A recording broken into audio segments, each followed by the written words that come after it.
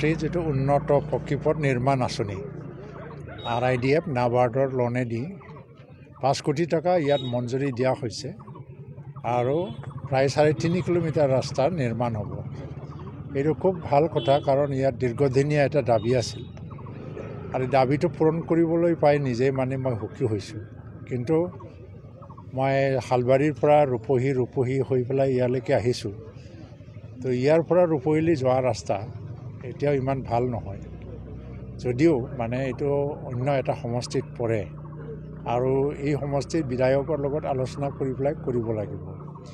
এতিয়া মই চাপাগুৰি সমষ্টিৰ অধীনত মই MLA হিচাপে নিজৰ কোটাত যিখিনি ৰাস্তা পাইছোঁ, প্ৰায় 200 কিলোমিটাৰমান ৰাস্তা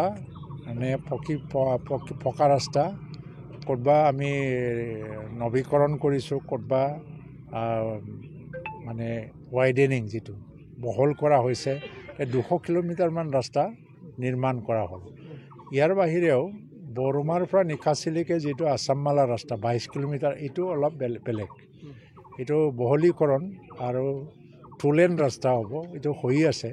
তো ৰাস্তা ঘাট নিৰ্মাণৰ ক্ষেত্ৰত যথেষ্ট আমি অগ্ৰগতি পাইছোঁ। এই সমষ্টিত 5 বছৰত এটা সমষ্টিৰ অধীনত যিমান ৰাস্তাৰ প্ৰয়োজন হয় সেইটো পূৰা কৰিব নোৱাৰি, কিন্তু আমি যিমানখিনি কৰিছোঁ প্ৰায় ৰাস্তাৰ সমস্যাবিলাক নোহোৱা হৈ গৈছে।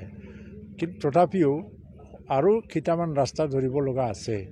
তো এই বছৰত আমি আৰু কেইবা কিলোমিটাৰমান ৰাস্তা পাম। বিশেষকৈ যদি 20 কিলোমিটাৰমান ৰাস্তা যদি বনাবলৈ এটা সুযোগ এইটো পাব পাৰি, আৰু নতুন ৰাস্তা আমি ধৰিম। আৰু ইয়াৰ বাহিৰেও ইয়াত উন্নয়নৰ কাম কাজটো আমি যদিও প্ৰচাৰ কৰা নাই, কিন্তু বহুতখিনি আমি কৰিলোঁ। ইয়াত বাক্সা বা চাপাগুৰি হিচাপে আজি ইয়াত জেল ইনগৰেশ্যন হ'ব গৈ আছে, DC অফিচ নতুনকৈ ইনগৰেশ্যন হ'ব গৈ আছে, আৰু জিলা যিটো ক্ৰীড়া প্ৰকল্প এইটো প্ৰায় 50 কোটি টকাৰ আছিল, এতিয়া টেণ্ডাৰ ভেলু হিচাপে তাত অলপমান কমত এইটো নিৰ্মাণ হৈয়ে আছে।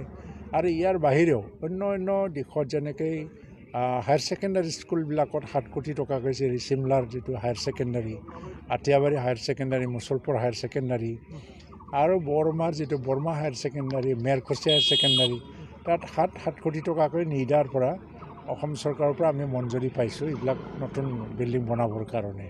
ছয়েল কনজাৰ্ভেশ্যনৰ অধীনতো বহুতখিনি আমি আঁচনি ইয়াত ৰূপায়ণ কৰিছোঁ। আৰু হেণ্ডলুম টেক্সটাইল ছেক্টৰত আমি হেণ্ডলুম মডেল ভিলেজ নিৰ্মাণ কৰি ককলাবাৰীত ইয়াৰ শিপিনীসকলক যথেষ্ট আমি সহায় কৰিছোঁ। আশা কৰিছোঁ হেণ্ডলুম ছেক্টৰত, এৰী ছেক্টৰত আমি অতি সোনকালে ভাল খবৰ শুনিবলৈ পাম। তো এই ৰাস্তাটো বনাবলৈ পাই নিজে মই সুখী হৈছোঁ।